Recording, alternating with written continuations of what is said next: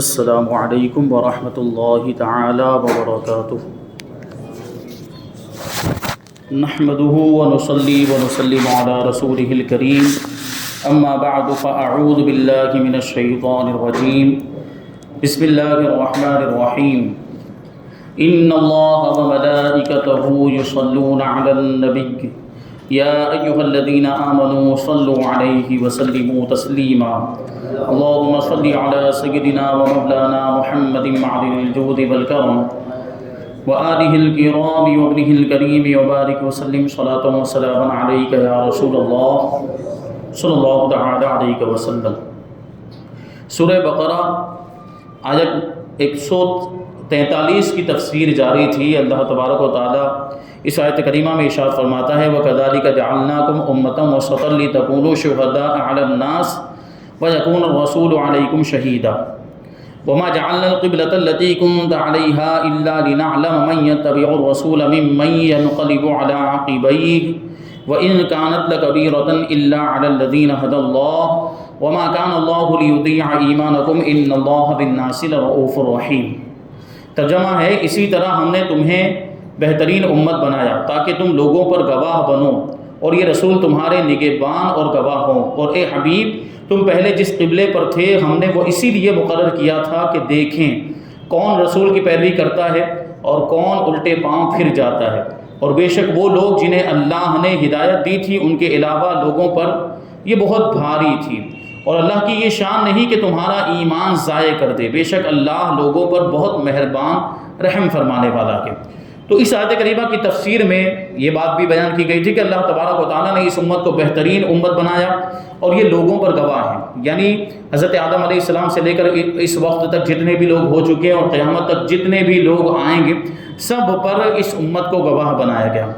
اور پھر گواہ کن لوگوں کو بنایا جائے گا وہ بھی بات عرض کی گئی تھی کہ جو اپنی زبان کی حفاظت کرتے ہیں، اپنی زبان سے گالی گلوچ، بے حیائی والی باتیں، بدگوئی اور فحش کلامی نہیں کرتے، ایسے نیک لوگوں کو ہی گواہ بنایا جائے گا، کیونکہ یہ انبیاء کرام کے حق میں گواہی ہوگی، اگلی امتوں کے تعلق سے یہ گواہی ہوگی، تو پھر گواہ بھی ویسے ہونے چاہیے۔ تو اس کے تعلق سے کچھ باتیں بیان کی گئی تھی۔ اب یہاں پہ منافقت کی علامت بیان کرتے ہیں، کیونکہ اس میں قبلے کی تبدیلی کا ذکر کہ قبلہ تبدیل ہوا، بیت المقدس کی طرف رخ کر کے نماز پڑھتے تھے، پھر خانہ کعبہ کو قبلہ بنا دیا گیا، تو یہودی باتیں کرنے لگ گئے تھے، منافقین باتیں کرنے لگ گئے تھے کہ یہ کیا بار بار قبلہ تبدیل کر دیا جاتا ہے۔ تو اس میں اس آیت کریمہ کے اندر یہ بات بیان کی گئی ہے کہ جو سچا مومن ہوگا وہ رسول پاک صلی اللہ علیہ وسلم کی پیروی کرے گا۔ جیسے ہی اسے پتہ چل جائے گا کہ حضور پاک صلی اللہ علیہ وسلم کی طرف سے یہ حکم آیا، اللہ تبارک و تعالیٰ کی طرف سے یہ حکم آیا، تو وہ فوراً اس کی پیروی کرنے لگ جائے گا۔ وہ یہ نہیں پوچھے گا کہ ایسا کیوں ہوا اور ایسا کیوں نہیں ہوا، وہ بس اس کو اتنا معلوم ہونا چاہیے کہ یہ اللہ اور اس کے رسول کا حکم ہے، وہ پیروی کرنے میں لگ جاتا ہے۔ اور صحابہ کرام نے ویسا ہی کیا، جیسے ہی قبلے کی تبدیلی کا حکم آیا صحابہ کرام فوراً صحابہ کرام نے قبلہ تبدیل کر دیا۔ حضور نے قبلہ تبدیل کیا، بیت المقدس سے خانہ کعبہ کی طرف رخ کیا، تو صحابہ کرام نے بھی کر لیا۔ لیکن منافقین آپس میں باتیں کرنے لگ گئے، منافقین اور کمزور ایمان والے جو لوگ تھے وہ تو معاذ اللہ مرتد ہو گئے اور یوں سمجھے کہ اسلام ہی سے پھر گئے۔ تو یہ چیزیں تھی اللہ تبارک و تعالیٰ کی یہ حکمت تھی قبلے کی تبدیلی کے اندر بھی، کہ منافقین کا نفاق بھی ظاہر ہو جائے اور جو کمزور ایمان والے تھے ان کے تعلق سے بھی معاملہ صاف ہو جائے کہ وہ ایمان پر قائم رہیں گے کہ نہیں رہیں گے۔ جیسے کہ اللہ تبارک و تعالیٰ نے ارشاد فرمایا کہ لِنَعْلَمَ مَن يَتَّبِعُ الرَّسُولَ، تاکہ ہم دیکھیں کہ کون رسول کی پیروی کرتا ہے اور کون الٹے پاؤں پھر جاتا ہے۔ تو بہت سے ایسے لوگ تھے جو اسلام ہی سے پھر گئے۔ تو اس سے معلوم ہوا کہ اللہ تعالیٰ کا حکم معلوم ہونے کے بعد قبول کرنے سے دل میں تنگی محسوس کرنا یہ منافقت کی علامت ہے۔ کیا ہونا چاہیے؟ اللہ کا حکم ہمیں معلوم ہو گیا تو فوراً اسے قبول کرنا ہے، فوراً اس کو ماننا ہے، تسلیم کرنا ہے، یہ ایمان کی علامت ہے۔ اور اگر تھوڑی سی بھی تنگی محسوس ہو رہی ہے ہم کو اللہ تعالیٰ کا حکم معلوم ہونے کے باوجود ہم اسے قبول نہیں کر رہے تو یہ منافقت کی علامت ہے۔ ہمارے معاشرے میں بھی لوگوں کی ایک تعداد ایسی ہے جن میں یہ مرض اور بیماری بڑی شدت اختیار کیے ہوئے ہے، اور اسی مرض کی وجہ سے اللہ تعالیٰ کے احکام پر عمل کرنا ان کے لیے بہت دشوار ہو چکا ہے۔ یعنی جب بھی کوئی حکم ان کو بتایا جاتا ہے کہ یہ اسلام کا حکم ہے تو وہ سوچ اور وچار میں پڑ جاتے ہیں کہ یہ اتنا سخت حکم ہے، ہم اس پر کیسے عمل کریں گے۔ بھائی اسلام اللہ تبارک و تعالیٰ کا بہترین مذہب ہے، اللہ تبارک و تعالیٰ نے ہمیں مسلمان بنایا، تو اسلام کے احکام پر ہم عمل نہیں کریں گے تو کون کرے گا؟ اور اسلام پر عمل کرنا کوئی بھی مشکل اور دشوار نہیں ہے. یہ تو ہماری سوچ ایسی بن گئی ہے، ہم نے ایسا سوچ لیا، ہم نے اپنا ذہن ایسا بنا لیا کہ دشوار. کیونکہ معاملہ یہی ہوتا ہے نا کہ ہم جیسا ذہن بنا لیتے ہیں، جیسا سوچ لیتے ہیں، پھر چیزیں ویسی لگنے لگ جاتی ہیں. اگر ہم نے یہ سوچا ہوتا کہ یہ چیزیں تو آسان ہیں، اسلام پر عمل کرنا تو بہت آسان ہے. جیسے جو ہمارے بھائی نیک متقی پرہیزگار ہیں جو نمازوں کی پابندی کرتے ہیں، ان کے لیے نمازیں پڑھنا کوئی مشکل نہیں ہے. وہ پابندی کے ساتھ 5 وقت کی نماز پڑھتے ہیں، بلکہ بعض ہمارے بھائی تو تہجد کی نمازیں بھی پڑھتے ہیں. ان کے لیے نماز پڑھنا کوئی دشوار نہیں، کوئی مشکل نہیں. لیکن جو نہیں پڑھتے ان کے لیے ایک وقت کی نماز بھی بڑی مشکل ہو جاتی ہے. وہ مشکل سے ماند کو وہ جمعہ کی نماز پڑھنے کے لیے آتے ہیں. اور جمعہ کی نماز بھی کیسے پڑھتے ہیں آپ جانتے ہیں کہ جلدی جلدی جس طریقے سے ختم ہو جائے فوراً. وہ مسجد میں تو پتہ نہیں ان کو کیا ہو جاتا ہے، بے چینی والی کیفیت کہ فوراً وہ بھاگنے کی فکر میں رہتے ہیں. جیسے ہی 2 رکعت ختم ہوتی ہے کیا ہو جاتا ہے، وہ مسجد سے باہر. اب سنتیں بھی نہیں پڑھ رہے ہیں، پہلے کی سنتیں، بعد کی سنتیں، اور نفل بھی نہیں، کچھ بھی نہیں. بس وہ آئے اور گویا کہ ایک رسم ادا کی، سب پڑھتے ہیں اس لیے ہم نے بھی پڑھ لی اور بس نکل گئے. یہ تو کیفیت نہیں ہونی چاہیے. حدیث کے اندر فرمایا گیا کہ مومن وہ ہوتا ہے جس کا دل مسجد سے لگا ہوا ہوتا ہے. کیا مطلب کہ ایک نماز مکمل ہو جائے تو ایک تو یہ کہ انتظار کرتا ہے نماز کے وقت کا کہ کب نماز کا وقت آئے گا اور میں اللہ کی بارگاہ میں حاضر ہو جاؤں گا اور اللہ کی عبادت کروں گا. یہ مومن کی پہچان، سچے مومن کی پہچان. اور جب وہ نماز سے فارغ ہو جاتا ہے تو کافی دیر تک بیٹھتا ہے، دعا کرتا رہتا ہے، وظیفہ کرتا رہتا ہے، اور کبھی مجبوری میں اس کو باہر نکلنا بھی پڑے، دوسرے بھی کام ہوتے ہیں تو وہ چلا بھی جاتا ہے، پھر بھی اس کا دل جو ہے وہ مسجد سے وابستہ رہتا ہے کہ کب دوسری نماز کا وقت آئے گا اور مجھے مسجد میں اللہ کی بارگاہ میں حاضر ہونے کا موقع ملے گا. یہ ایمان والوں کی شان ہوتی ہے. لیکن یہ منافق کی علامت بیان کی گئی ہے حدیث کے اندر کہ اس کا دل مسجد میں نہیں لگتا. وہ مسجد میں آتا ہے تو ایسے ہے، اور اس کی کیفیت ہوتی ہے جیسے مچھلی کو پانی سے نکال دیا گیا. مچھلی کو اگر پانی سے باہر نکال دیا جائے تو وہ کیا کرے گی، وہ تڑپنے لگتی ہے، وہ بے چین ہونے لگتی ہے اور وہ واپس پانی میں جانا چاہتی ہے. تو ان کا معاملہ یہ کہ مسجد میں آ گئے تو باہر جانا چاہتے ہیں کہ کسی طریقے سے جلدی سے باہر نکل جائیں، یہ 2 رکعت مکمل ہو اور ہمیں یہاں سے جانا مل جائے. یہ ان کے معاملات اس طرح کے ہوتے ہیں. تو یہ تو دیکھیں اگر ہماری یہ کیفیت ہے تو اس کیفیت کو دور کرنا ہے ہمیں. عبادت میں یہ عبادت جو ہے نمازیں ہمیں دشوار اور مشکل تو نہیں لگ رہی، بھاری تو نہیں پڑ رہی ہے. یہ منافقت کی علامت ہے. دل لگا کر خلوص و للہیت کے ساتھ عبادت کرنی چاہیے اور یہ کیفیت پیدا کرنی چاہیے کہ ایک نماز کے بعد دوسری نماز کی تڑپ رہے ہمارے اندر کہ کب دوسری نماز کا وقت آئے گا اور ہم مسجد میں حاضر ہو جائیں. تو اسی مرض کی وجہ سے اللہ تعالیٰ کے احکام پر عمل کرنا بعض لوگوں کے لیے بہت دشوار ہو چکا ہے. حالانکہ کامل مسلمان کی شان تو یہ ہے کہ جب اسے اللہ تعالیٰ کا کوئی حکم معلوم ہو جائے تو وہ اس کے سامنے سر تسلیم خم کر دے اور اپنے نفس سے اٹھنے والی وہ آواز وہیں دبا دے جو اللہ تعالیٰ کے حکم پر عمل کرنے کے معاملے میں اسے روک رہی ہو یا اس کے دل میں تنگی پیدا کر رہی ہو. اللہ تعالیٰ مسلمانوں کو ہدایت عطا فرمائے. آگے ہے وما کان اللہ لیضیع ایمانکم، اور اللہ کی یہ شان نہیں ہے کہ تمہارا ایمان ضائع کر دے، برباد کر دے. قبلے کی تبدیلی یہودیوں کو ہضم نہیں ہو رہی تھی اور یہ طرح طرح سے مسلمانوں کو اس کے خلاف بھڑکانے کی کوششیں کر رہے تھے. کیونکہ پہلے بیت المقدس کو جب قبلہ بنایا گیا تو بڑے فخر سے کہہ رہے تھے کہ دیکھو ہمارا جو قبلہ ہے مسلمانوں کو بھی ادھر رک کر کے نماز پڑھنی پڑ رہی ہے، کیونکہ بیت المقدس یہودیوں کا قبلہ. تو وہ بڑے فخر سے بیان کرتے کہ دیکھو ہمارا وہی قبلہ، ہمارا ہی قبلہ مسلمانوں کا بھی قبلہ ہے. اور اب جب کہ تبدیلی ہو گئی، خانہ کعبہ کو قبلہ بنا دیا گیا تو ان کو پیٹ میں درد ہونے لگ گیا اور یہ چیز ان کو ہضم نہیں ہو رہی تھی. تو اب مسلمانوں کو بھڑکانے کی کوششیں کر رہے ہیں. چنانچہ کچھ یہودیوں نے بیت المقدس کی طرف منہ کر کے پڑھی گئی نمازوں کے بارے میں مسلمانوں کے سامنے چند اعتراضات کیے، سوال اٹھائے. اور بیت المقدس کی طرف منہ کر کے نماز پڑھنے کے زمانے میں جن صحابہ کرام رضی اللہ تعالیٰ عنہم نے وفات پائی ان کی نمازوں کے درست ہونے پر مسلمانوں سے دلیل مانگی. کیا ہوا؟ وہ اعتراض کرنے لگے یہودی کہ دیکھو اب جو خانہ کعبہ کو قبلہ بنایا گیا، چلو ٹھیک ہے ابھی تم لوگ خانہ کعبہ کی طرف رک کر کے نماز پڑھ رہے ہو، لیکن ان لوگوں کی نمازوں کا کیا جو بیت المقدس کی طرف رخ کر کے نماز پڑھ رہے تھے؟ تمہارے رشتہ داروں میں سے، تمہارے بھائیوں میں سے جنہوں نے بیت المقدس کی طرف رخ کر کے نمازیں پڑھی تو ان کی نمازیں تو ضائع ہو گئی، ان کی نمازیں تو یوں سمجھے کہ بے فائدہ بیکار ہو گئی. تو یہ سوال وہ کرتے تھے مسلمانوں سے. تو اب مسلمانوں کے اندر بھی ایک بے چینی.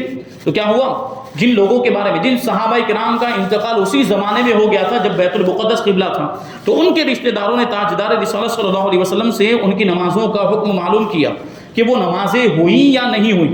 اس پر یہ آیت کریمہ نازل ہوئی اور انہیں اطمینان دلایا گیا کہ ان صحابہ کرام کی نمازیں ضائع نہیں ہوئیں، ان پر انہیں ثواب ملے گا. یاد رہے کہ اس آیت مبارکہ میں ایمان سے مراد نماز ہے.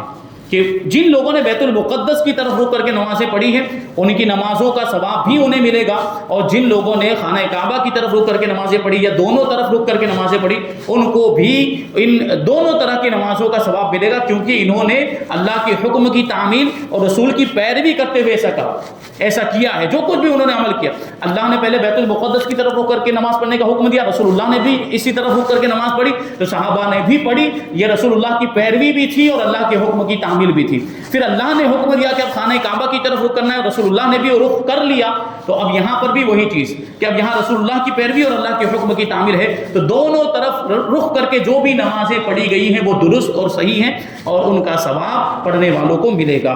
قبلے کی تبدیلی سے پہلے مسلمانوں نے بیت المقدس کی طرف منہ کر کے جتنی نمازیں پڑھی تھی انہیں صحیح قرار دیا گیا، کیونکہ بیت المقدس کی طرف منہ کر کے جو نمازیں پڑھی گئی وہ بھی اتباع رسول صلی اللہ علیہ وسلم میں ہی تھی، اور اب جو خانہ کعبہ کی طرف منہ کر کے پڑھتے ہیں یہ بھی اطاعت رسول ہی میں پڑھتے ہیں، لہٰذا ان سب کی نمازیں درست ہیں۔ حضور اکرم صلی اللہ علیہ وسلم بیت المقدس کی طرف منہ کر کے جو آپ نے نمازیں پڑھی اور کوئی اس وقت خانہ کعبہ کی طرف منہ کر کے نماز پڑھے وہ بھی مردود ہے۔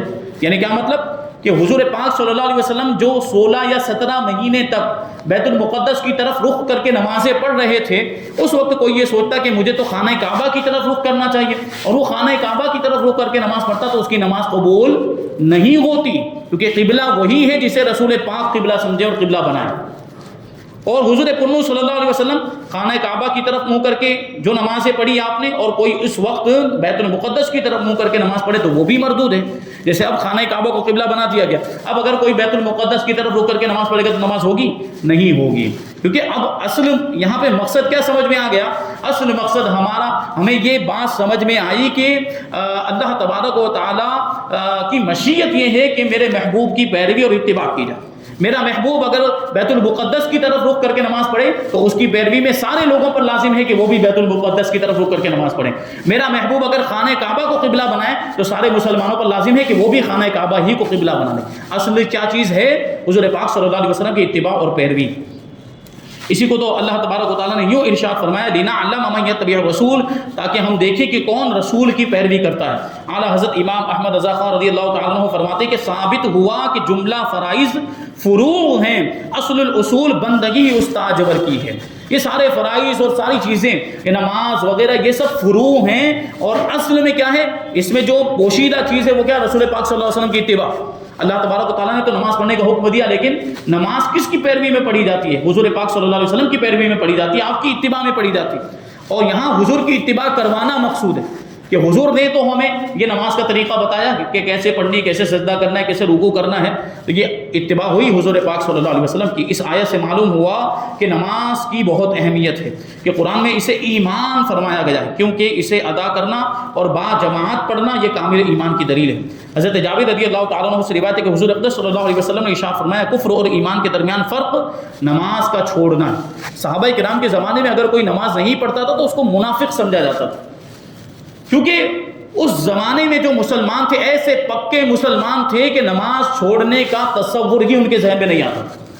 یعنی جو مسلمان ہے وہ نماز ضرور ضرور پڑھا کرتا تھا، نماز کوئی بھی نہیں چھوڑتا تھا، ایک صحابی بھی نماز نہیں چھوڑتا۔ اسی وجہ سے اس زمانے میں صحابہ اکرام کے دور میں کوئی نماز چھوڑ دیتا تو اسے منافق اور کافر سمجھتے تھے۔ اسی وجہ سے یہ حدیثوں کے اندر جو الفاظ آئے، حضرت بریدہ رضی اللہ تعالیٰ عنہ سے روایت نبی کریم صلی اللہ علیہ وسلم نے ارشاد فرمایا تمہارے اور ان کافروں کے درمیان عہد یہ نماز ہی ہے، یعنی نماز کے ذریعے سے ہی فرق ہوتا ہے۔ مسلمان نماز پڑھتا ہے اور کافر نماز نہیں پڑھتا ہے، گویا کہ نماز نہ پڑھنا یہ کافروں کی پہچان، کافروں کی علامت ہے۔ مسلمان ایمان والا ہے تو وہ تو کبھی بھی نماز نہیں چھوڑتا اور اس کو کبھی نماز چھوڑنی بھی نہیں چاہیے۔ تو فرماتے کہ جس نے اسے چھوڑ دیا اس نے کفر کیا۔ یعنی ہم اس زمانے کے اعتبار سے اگر دیکھنے جائیں، امام اعظم ابو حنیفہ کا مذہب یہ ہے کہ وہ کافر تو نہیں ہو جاتا نماز کو چھوڑنے والا، لیکن وہ کفر سے قریب ہو جاتا ہے۔ اس نے ایسا کام کیا جو کافروں والا کام ہے، کیونکہ نماز تو وہ کافر ہی ہوگا جو کوئی چھوڑے گا، یہ بات ہوتی ہے۔ یا اگر کسی نے نماز کی فرضیت کا انکار کرتے ہوئے، نماز کو ہلکا جانتے ہوئے، نماز کا استخفاف کرتے ہوئے اگر نماز کی توہین کے طور پر نماز کو چھوڑ دیا اور نماز کو ضروری نہیں سمجھا تو پھر وہ کافر ہے یقیناً۔ حضرت ابو سعید خدری رضی اللہ تعالیٰ عنہ سے روایت نبی کریم صلی اللہ علیہ وسلم نے ارشاد فرمایا اسلام کی نشانی نماز ہے، تو جس نے نماز کے لیے دل کو فارغ کیا اور نماز کے تمام ارکان و شرائط اس کے وقت اور اس کی سنتوں کے ساتھ اس پر مداومت کی، یعنی ہمیشہ نماز پڑھتا رہا، تو وہ کامل مومن ہے۔ تو یہ بات ذہن میں رہنی چاہیے کہ جو ایمان والے ہیں، مومن ہیں، کلمہ پڑھتے ہیں، رسول پاک صلی اللہ علیہ وسلم کی محبت ہے، لیکن نماز نہیں پڑھتے تو ان کا ایمان کیا ہے؟ ادھورا ہے۔ کیونکہ ایمان اگر ہم مسلمان ہیں، مومن ہو گئے، تو پھر اس کے تقاضے بھی ہیں۔ ہم نے کلمہ پڑھ لیا لا الہ الا اللہ محمد رسول اللہ صلی اللہ علیہ وسلم، تو اس کا تقاضا کیا ہے کہ اللہ کے سارے احکام پر عمل کریں۔ رسول پاک صلی اللہ علیہ وسلم نے جو ہمیں حکم دیا، شریعت مصطفیٰ صلی اللہ علیہ وسلم پر عمل کریں، یہ کلمہ پڑھنے کا تقاضا۔ تو ہم کلمہ پڑھتے ہیں لیکن ان ساری چیزوں پر عمل تو نہیں کرتے۔ ہم حضور پاک صلی اللہ علیہ وسلم سے محبت کا دعویٰ کرتے ہیں، اللہ سے محبت کا دعویٰ کرتے ہیں، لیکن ہم ان دونوں اللہ اور رسول کے احکام پر عمل نہیں کرتے۔ جبکہ دنیا کے معاملات کو اگر ہم دیکھیں کہ دنیا میں اگر کوئی کسی سے محبت کرتا ہے تو ہمیشہ اس کو راضی کرنے کی کوشش کرتا ہے، اس کی اطاعت کرتا ہے، اس کی فرما برداری کرتا ہے دنیا کے اعتبار سے۔ تو ہم بھی تو رسول پاک صلی اللہ علیہ وسلم سے محبت کا دعویٰ کرتے ہیں لیکن حضور کی اطاعت اور آپ کی پیروی نہیں کرتے۔ تو یہ کیسی محبت ہے؟ یہ محبت تو بظاہر جھوٹی معلوم ہوتی ہے۔ اگر یہ محبت سچی ہوتی تو ہم حضور کی اطاعت کرتے، ہم نمازوں کی پابندی کرتے ہیں، احکام اسلام کی پابندی کرتے ہیں، شریعت مصطفیٰ کی پابندی کرتے ہیں۔ یہ حضور پاک صلی اللہ علیہ وسلم سے محبت کا تقاضا ہے۔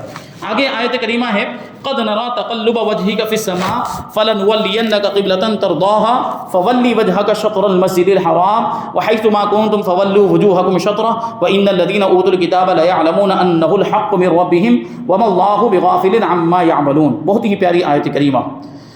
فرماتا ہے اللہ تبارک و تعالی کہ ہم تمہارے چہرے کا آسمان کی طرف بار بار اٹھنا دیکھ رہے ہیں، تو ضرور ہم تمہیں اس قبلے کی طرف پھیر دیں گے جس میں تمہاری خوشی ہے۔ تو ابھی اپنا چہرہ مسجد حرام کی طرف پھیر دو، اور اے مسلمانوں تم جہاں کہیں ہو اپنا منہ اسی کی طرف کر لو، اور بے شک وہ لوگ جنہیں کتاب عطا کی گئی ہے وہ ضرور جانتے ہیں کہ یہ تبدیلی ان کے رب کی طرف سے حق ہے، اور اللہ ان کے کاموں سے بے خبر نہیں ہے۔ تو یہاں پر جو فرمایا گیا کہ ہم تمہارے چہرے کا آسمان کی طرف بار بار اٹھنا دیکھ رہے ہیں، جب حضور اقدس صلی اللہ علیہ وسلم مدینہ منورہ میں تشریف لائے تو انہیں بیت المقدس کی طرف رخ کر کے نماز پڑھنے کا حکم دیا گیا، اور نبی کریم صلی اللہ علیہ وسلم نے اللہ تعالیٰ کے حکم کی پیروی کرتے ہوئے اسی طرف منہ کر کے نمازیں ادا کرنا شروع کر دی۔ البتہ حضور پرنور صلی اللہ علیہ وسلم کے قلب اطہر کی یہ خواہش تھی، آپ کی دلی تمنا تھی کہ خانہ کعبہ کو مسلمانوں کا قبلہ بنا دیا جائے۔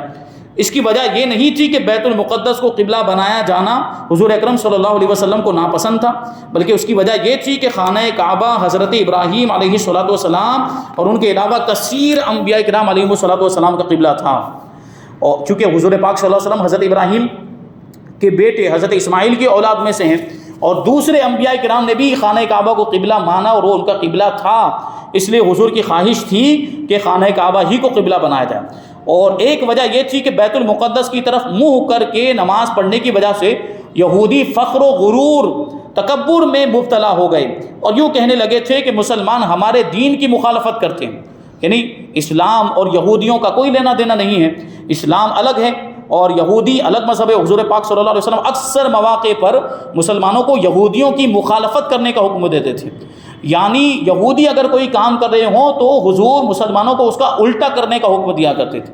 تو یہ بات یہودی کہتے تھے کہ مسلمان ہمارے دین کی مخالفت کرتے ہیں لیکن نماز ہمارے قبلے کی طرف منہ کر کے پڑھتے ہیں۔ چنانچہ ایک دن نماز کی حالت میں حضور اقدس صلی اللہ علیہ وسلم اس امید میں بار بار آسمان کی طرف دیکھ رہے تھے کہ قبلے کی تبدیلی کا حکم آ جائے۔ اس پر نماز کے دوران یہ آیت کریمہ نازل ہوئی قد نرى تقلب وجهك في السماء، جس میں حضور اکرم صلی اللہ علیہ وسلم کی رضا کو رضائے الہی قرار دیتے ہوئے اور آپ صلی اللہ علیہ وسلم کے چہرے انور کے حسین انداز کو قرآن میں بیان کرتے ہوئے آپ صلی اللہ علیہ وسلم کی خواہش اور خوشی کے مطابق خانہ کعبہ کو قبلہ بنا دیا گیا۔